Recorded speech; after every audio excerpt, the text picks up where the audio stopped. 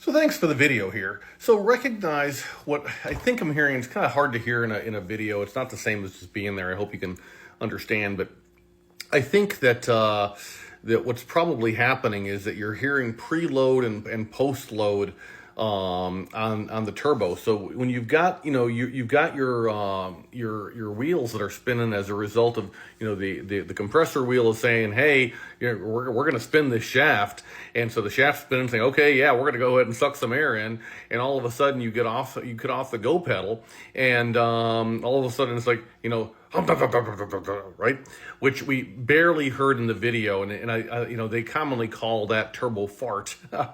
And what is commonly the cause of it is if you take your cold air intake off, and while the thing is off, obviously, just go ahead and put your finger on that little nut that locks it, and just kind of move it side to side and see how much end play you've got.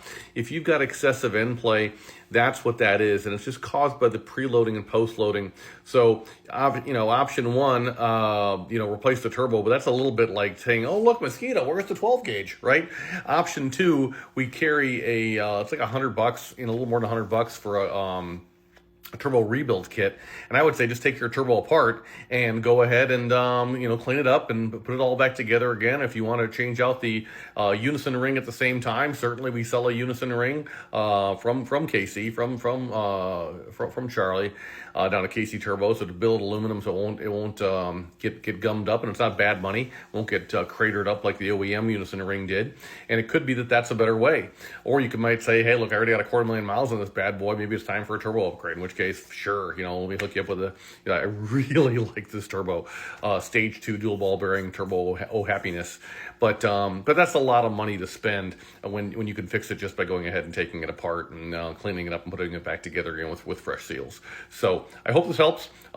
If I'm not hearing your noise on the video, maybe shoot another video with a different noise. It's just I'm just putting 2 and 2 together on the fact that your video ended right when you got off the long skinny pedal pretty harshly.